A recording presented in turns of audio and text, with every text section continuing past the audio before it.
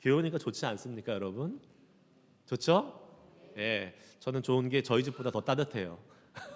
저희 교회가 네, 저희 집 뭐 대부분의 집에 사시는 분들이 그렇겠지만 집이 춥잖아요. 네, 그래서 근데 교회 오면 따뜻해가지고 아주 편안하게 또 하나님께 예배할 수 있어서 얼마나 좋은지 모릅니다. 이 온도도 따뜻한 것뿐만 아니라 우리의 마음도 성령님께서 따뜻하게 해주시라고 믿습니다. 아멘. 자, 오늘 세 번째 시간인데요. 한번 따라해 봅시다. 우선순위가 확실하면 하나님의 새 일을 보게 됩니다. 아멘. 믿으십니까, 여러분? 우리의 우선순위가 하나님의 것에 맞춰지면 하나님이 하시는 일을 더 많이 볼 수 있습니다. 오늘 그 말씀을 우리 벨사살 왕의 이 본문을 통해서 한번 살펴보려고 합니다. 여러분은 요새 가장 많이 의지하고 의존하고 있는 것이 무엇입니까, 여러분? 뭐를 많이 의지하세요, 여러분?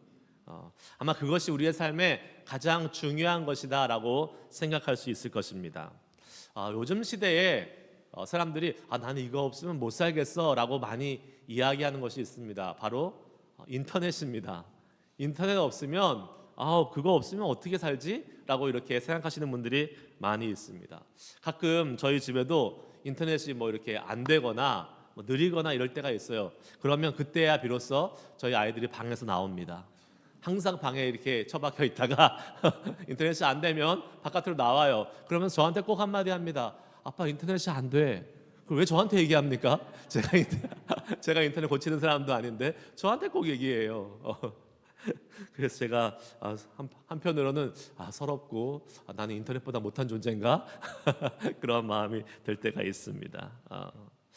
예, 그래요. 요새 우리의 삶은 인터넷 이거 없으면 뭐 아무것도 못하는 시대가 된 것 같아요. 오히려 더 바보가 된 것 같습니다. 그만큼 인터넷에 많이 의존하고 있다고 볼 수 있죠. 우리가 뭐 당연히 우리가 도움받는 부분도 많이 있고 우리의 삶에 유익한 부분도 많이 있습니다. 그러나 그 어떤 것에 너무 많이 의존할 때에 그것이 우리에게 주는 피해도 많이 있습니다. 오늘 본문 말씀의 주인공 벨사살 왕입니다. 벨사살 왕. 당시에 가장 크고 위대하고 강대했던 제국 바벨론 제국의 왕이었습니다. 아쉬울 게 있었을까요? 아니요. 아쉬울 게 뭐 전혀 없었겠죠. 자신이 원하면 뭐든지 할 수 있는 그러한 왕이었습니다. 그런데 오늘 말씀을 보면 이 왕이 잔치를 베풀고 연회를 열는 과정 가운데 아주 두렵고 무서운 일이 일어나는 것을 보게 됩니다. 자신이 전혀 경험하지 못했던, 이전에 전혀 상상해보지도 못했던 그러한 일이 벌어지고 맙니다. 뭡니까? 사람들의 손가락에 나타나서 벽에 글씨를 쓰기 시작한 일이었습니다. 벨사살 왕이 그 상황을 맞이해서 너무나 두려웠습니다. 오늘 말씀에 보면 막 넓적다리가 막 서로 부딪히고 막 떨리고 할 정도로 아주 이 두렵고 무섭고 또 힘든 그러한 어려운 상황을 맞이했습니다. 여러분, 바벨론이라는 대제국의 황제예요. 이 황제가 이 왕 같은 벨사살 왕 같은 사람도 두렵고 떨리는 이 순간을 맞이했다면 여러분, 우리 같은 평범한 사람은요 어떨까요? 우리 같은 평범한 사람은요 살다가 두렵고 떨리는 순간 더 많이 맞이할 수밖에 없습니다. 그런데 요새 우리가 살아가는 이 세상의 문화, 또 우리가 살아가는 이 세상의 풍조는요 우리 사람들의 능력을 아주 막 강조합니다. 때로는 그것을 과대 포장하기도 합니다. 뭐든지 할 수 있어, 우리 사람은 다 할 수 있어, 불가능이 없어 라고 사람들에게 과도한 자신감을 심어줍니다. 그래서 사람들이 교만해집니다. 예전에, 지금도 그런 광고를 하는지 모르겠지만 제가 20년 전에 미국에 처음 왔을 때 그 홈디포에서 이런 광고를 했습니다. You can do it, we can help you. 지금도 그 광고 그 문구가 있는지 모르겠어요. 마치 모든 걸 다 할 수 있는 것처럼 홈디포에서 이렇게 사람들을 이렇게 얘기했습니다. 그래서 그 말을 믿고 막 사람들이 집에 와서 막 고쳐보려고 하다가 돼요, 안 돼요? 안 되는 일 많습니다. 네, 안 되는 일 많아요. 안 도와줘요. 팔아먹으려고 이렇게 하는 거예요. 네. 근데 마치 우리가 모든 것을 할 수 있을 것처럼 그렇게 세상은 이야기합니다. 그렇죠. 우리의 스스로 힘으로 할 수 없는 일들이 얼마나 많이 있습니까? 그렇죠? 여러분, 대표적인 경우가 건강의 문제입니다. 다 모든 사람들은 건강하게 살고 싶습니다. 예, 이 땅에서 생을 마칠 때까지 건강하게 살고 싶어요. 그런데 갑자기 손쓸 수 없는 질병이 우리 앞에 나타났을 때 여러분 아무것도 할 수 없습니다. 우리는 그렇게 연약한 존재예요. 또 사회적 재난이나 또 어떠한 재앙 가운데 우리는요 아무것도 할 수 없는 우리의 모습을 보게 됩니다. 몇 년 전에 우리가 예상이나 했습니까? 코비드 19 코로나가 딱 닥쳐오면서 팬데믹 시대에 아무것도 못하지 않았습니까? 네, 원치 않는 그러한 그 상황 속에서 많은 사람들이 너무나 힘든 시간들을 보냈죠. 이번에 LA 지역에 난 산불을 보십시오. 산불 앞에서 사람이 할 수 있는 일이 있습니까? 아무것도 없습니다. 자기가 평생 갖고 놓은 그러한 재산을 한순간에 날려버리는 그러한 안타까운 일들, 인간의 힘으로 불가항력적인 일들이 우리의 삶에 벌어질 수밖에 없다라는 것이죠. 그런 일들 앞에서는 우리는요 아무것도 할 수 없는 연약한 존재임을 고백할 수밖에 없습니다. 오늘 말씀의 주인공 벨사살 왕, 여러분 뭐 익숙하신 분도 있겠지만 잘 모르시는 분이 많을 거예요. 바벨론 제국의 마지막 왕입니다. 이 왕이 지금 귀족들을 모아놓고 귀족들을 무려 1000명이나 모았습니다. 오늘 말씀에 의하면 1000명이나 모아놓고 연회를 배설합니다. 그런데 역사의 기록에 의하면 그때 바로 페르시아의 군대가 바로 바벨론 왕궁 앞에까지 와서 진을 치고 있는 상황이었다라고 이야기해주고 있습니다. 여러분 지금 적군이 바로 왕궁 앞에까지 쳐들어온 상황에 전쟁을 준비하고 전쟁을 지금 싸우기 위해서 대비해도 지금 시원찮을 판국에 지금 뭐 하고 있어요? 연회를 베풀고 잔치를 열고 있다라는 상황입니다. 이게 이해가 되지 않죠. 그런데 왜 이렇게 벨사살 왕이 했을까라고 한번 우리가 추측해 볼 수 있는 몇 가지가 있습니다. 첫 번째는요, 벨사살 왕이 자신의 자존심을 지키고 싶어서 이 잔치를 열었을 가능성이 있습니다. 우리 바벨론 왕국은 절대로 망하지 않아. 우리 바벨론 왕국은 끄떡없어. 페르시아 군대가 쳐들어와도 우리는 절대로 망하지 않아. 그러한 자존심이 있었어요. 특별히 당시에는 어떠한 그 신들의 전쟁 아니었습니까? 바벨론의 신에 대한 아주 확고한 믿음이 있었습니다. 절대로 바벨론을 망하게 하지 않는다라는 이 종교적인 신념, 자존심이 이 잔치를 베풀겠다라고 말할 수 있는 것이죠. 둘째로는요, 벨사살 왕이 이 바벨론 이 왕국 궁전의 이 성벽에 대한 확실하고 분명한 그러한 믿음이 있었습니다. 과신한 거죠. 우리의 성벽은 절대로 무너지지 않아. 어떠한 적군이 쳐들어와도 우리 바벨론 제국의 성벽이야, 바벨론 제국의 왕궁이야, 끄떡없고 견고해, 절대로 무너지지 않아라고 확신하고 있었던 것이죠. 너무나 큰 자신의 그 만들어 놓은 그 건축물에 대한 확신이 있었다는 것이죠. 마지막은 아마도 민심을 동요하지 않게 하기 위해서, 달래기 위해서 잔치를 열었을 것이다 라고 생각해 볼 수 있습니다. 적군이 쳐들어온 상황에서 잔치를 베풀면서 왕이 요동하지 않고 안전할 것이다 라는 것을 사람들에게 보여주기 위한 어떤 그러한 제스처로서 잔치를 베풀었다고 볼 수 있습니다. 잔치를 열 만큼 바벨론은 당황하지 않고 급하지도 않고 여유롭다, 얼마든지 적군을 준비할 수 있는 준비가 되어 있다라고 그러한 메시지를 사람들에게 보여주고 있다고 볼 수 있는 것이죠. 자, 여러분, 근데 이게 상식적으로는 이해가 되지 않습니다. 지금 전쟁을 준비하고 전쟁을 대비해야 되는 상황에도 불구하고 상식적으로 이해되지 않는 이러한 일들을 하고 있는 이 벨사살 왕.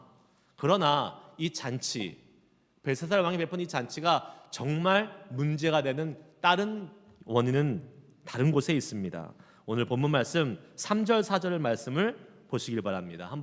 같이 한번 읽어보도록 하겠습니다. 시작. 탈취하여 온 금그릇을 가져오매 왕이 그 귀족들과 왕후들과 후궁들과 더불어 그것을 마시더라. 그들이 술을 마시고는 그 금, 은, 구리, 쇠, 나무, 돌로 만든 신들을 찬양하니라. 아멘. 술을 이제 마시면서 이 벨사살 왕이 왕비와 후궁과 모든 사람들에게 이렇게 지시합니다. 남유다에서 가져온, 예루살렘에서 가져온 그 성전에서 탈취해온 그 성전 기명들, 그 그릇들을 가져오라라고 말합니다. 왜요? 뭐 하려고요? 그것으로 뭐 하려고요? 술 마시려고. 예, 그래서 금으로 된 그릇을 다 가져옵니다. 남유다에서 성전에서 빼앗아온 그 금으로 만든 그릇을 가져와서 지금 그것을 통해서 뭐 합니까? 모인 사람들이 술을 마시기 시작합니다. 술을 마시기 시작해요. 하나님의 성전에서 사용되던 성전의 성물, 성전 기명을 가지고 지금 이방 나라에서 술을 마시는 겁니다. 이것은요, 하나님을 모욕하는 일이었어요. 하나님을 무시하는 일이었습니다. 하나님께 제사 드릴 때 사용되던 거룩한 성물을 술잔으로 사용하는 것, 그것은 하나님을 무시하는 것이고 하나님을 모욕하는 그러한 일이었다라는 것입니다. 근데 그 증거가 바로 4절에 다시 나옵니다. 4절에 보면요, 금, 은, 구리, 쇠, 나무, 돌로 만든 자신들의 신들을 찬양했다라고 말하고 있습니다. 하나님을 모욕했다는 증거가 하나님께 사용됐던 그러한 제사 드렸던 그러한 이러한 도구들인데 이것을 술잔으로 사용하면서 오히려 그 자리에서 뭐 하고 있어요? 다른 신들, 바벨론에서 섬기는 그러한 신들을 찬양했다라고 말씀하고 있는 것이죠. 뭡니까? 야훼 하나님, 하나님은 이미 끝났어. 하나님이라는 신, 남유다에 섬기는 야훼 하나님의 신은 이제 없는 거나 마찬가지야. 우리가 술잔으로 쓰고 있다. 야훼 하나님 아무런 힘이 없다. 그러기에 우리는 이것으로 술잔을 마신다 봐라 하면서 하나님을 지금 모욕하고 있는 것이죠. 여러분, 이런 하나님을 모욕한다는 것은 하나님 외에 하나님보다 더 높은 신을 섬기고 있다는 것을 이야기합니다. 하나님을 무시한다는 것은 하나님보다 더 위대한 신을 여기고 섬기고 있다는 것을 이야기해요. 다른 우상들을 높이고 있다는 것을 말하고 있습니다.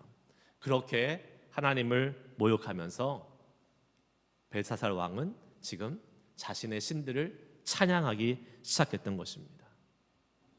여러분, 생각해 보세요. 우리는 벨사살 왕처럼 하나님을 모욕하는 사람입니까? 아닙니까? 어떤 것 같아요, 여러분? 아니죠. 아닌 것 같죠. 우리는 대놓고 하나님을 무시하거나 하나님을 막 반항하거나 하나님을 막 모욕하지는 않습니다. 직접적으로 우리는 그렇게 하지는 않습니다. 그래서 이 벨사살 왕이 우리랑 상관없는 사람이라고 생각하기 쉬워요. 그러나 여러분, 우리는 얼마든지 간접적으로 하나님을 모욕하고 무시할 때가 있습니다. 우리의 삶의 위치에서, 우리의 삶의 그러한 자리에서 하나님을 어떻게 생각하고 있느냐, 하나님을 어디에 두고 있느냐를 보면 우리도 얼마든지 하나님을 모욕하거나 무시하는 사람으로 살아가고 있는 모습이 보일 때가 있습니다. 보세요. 여러분, 우리가 소중히 여기는 것들이 많이 있습니다. 여러분, 뭐가 소중하십니까? 가족 소중하죠. 배우자, 자녀들, 우리의 부모들, 형제들 소중합니다. 네, 가족만큼 소중한 것 없지요.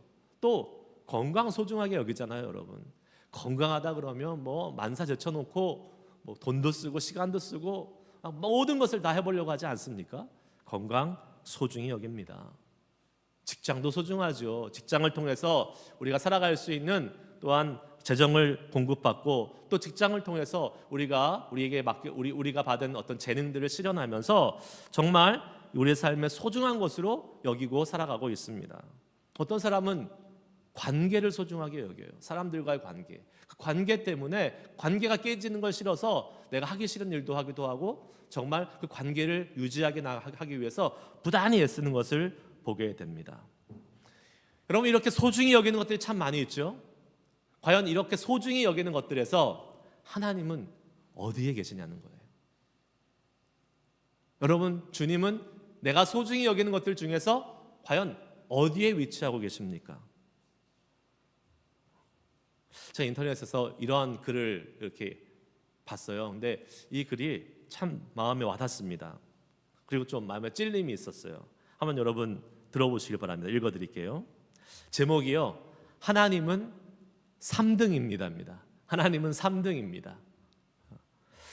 1등은 내가 하고 싶은 일, 2등은 내가 해야 할 일, 3등은 내가 하나님을 만나는 일.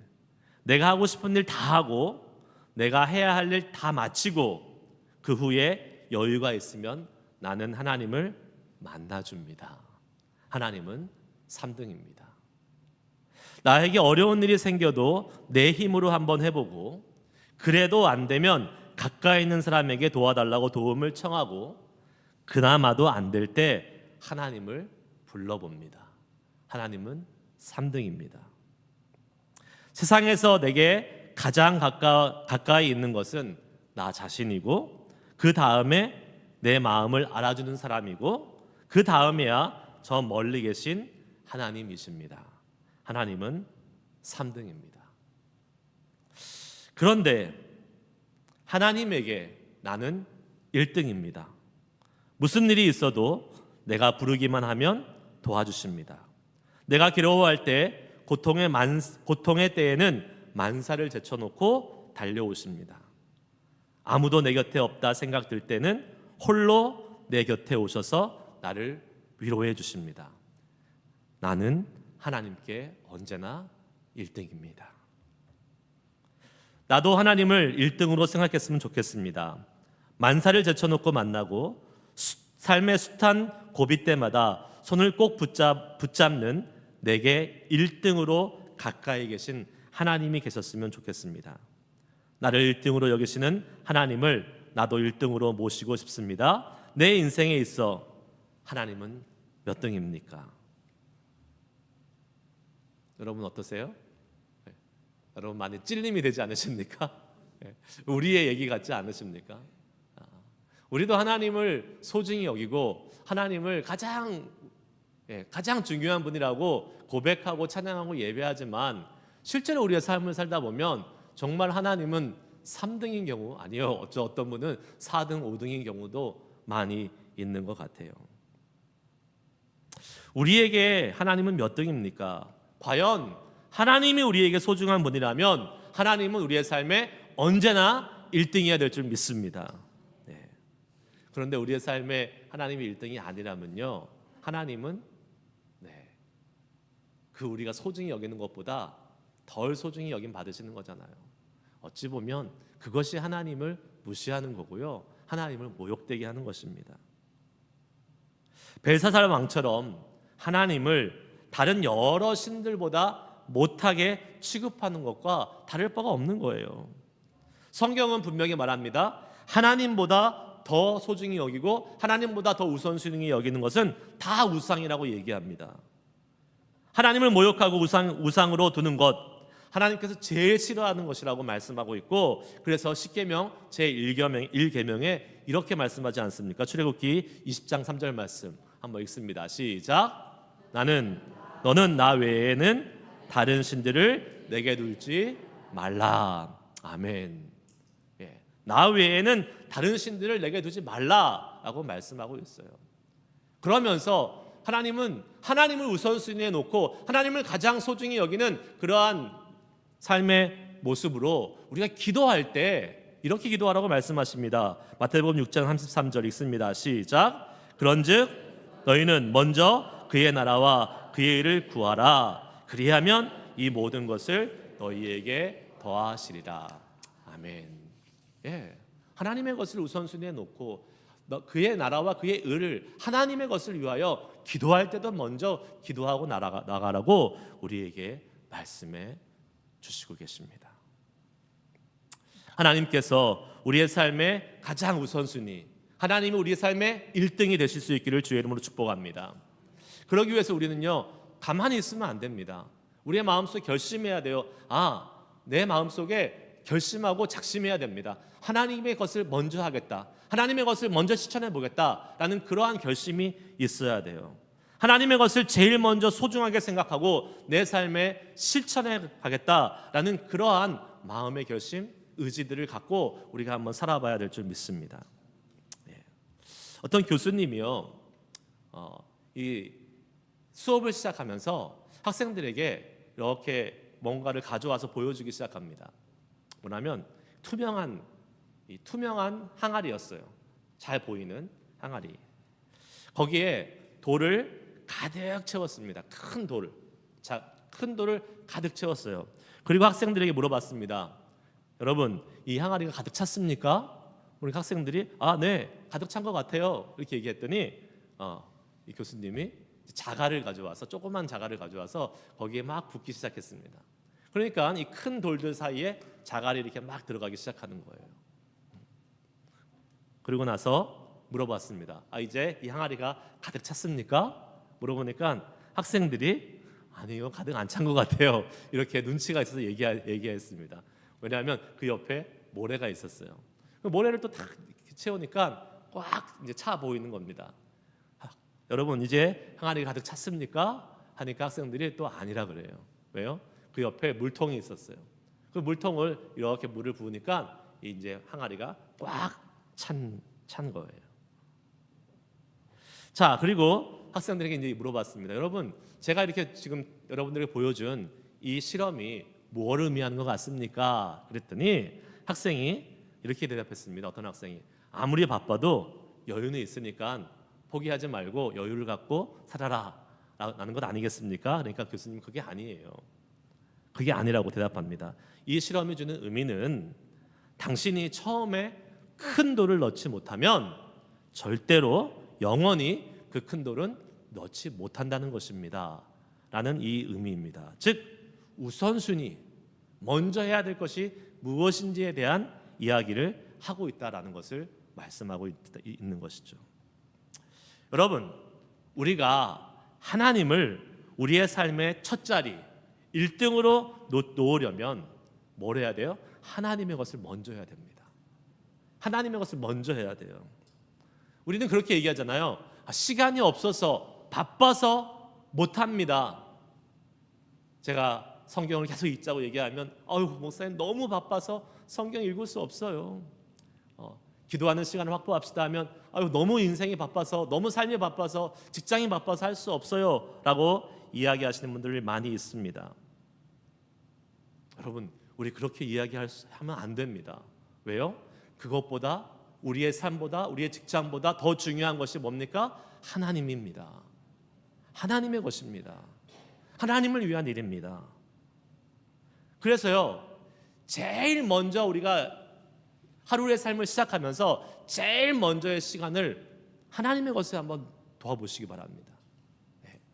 우리가 늦게 일어나서 막 씻고 그냥 막 일하기에, 일상의 삶을 살기에 바쁜 것이 아니라 정말 그 삶의 가장 첫 시간을 하나님께 드려보는 거예요.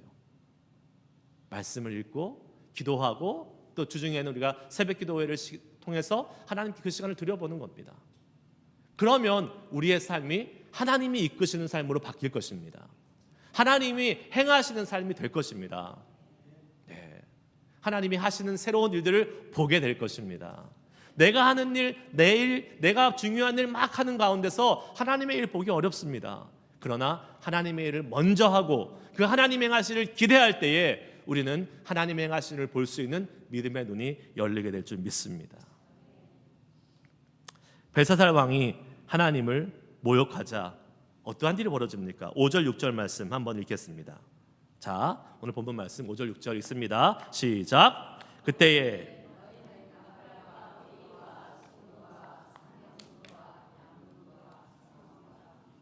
잘못 나온 것 같아요. 여러분, 이거죠. 읽습니다. 시작. 그때에 한 사람의 손가락들이 나타나서 왕궁 촛대 맞은편 석회벽에 글자를 쓰는데 왕이 그 글자 쓰는 손가락을 본지라. 이에 왕의 즐기던 얼굴빛이 변하고 그 생각이 번민하여 넓적다리 마디가 녹는 듯하고 그의 무릎이 서로 부딪힌지라. 아멘. 잔치의 연회장 한쪽에 지금 사람들의 손가락이 나타났다고 그랬습니다. 사람들의 손가락이 나타나서 그 손가락에 의해서 글자가 쓰여지는데 알 수 없는 글자예요.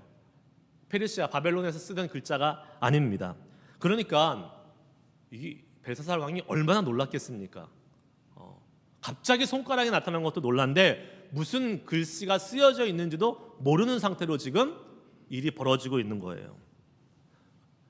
여러분 보세요. 페르시아 군대가 지금 쳐들어와도 눈 하나 끔쩍하지 않고 잔치를 열던 벨사살 왕이었습니다. 아마도 이 왕은 강심장의 왕이었을 거예요.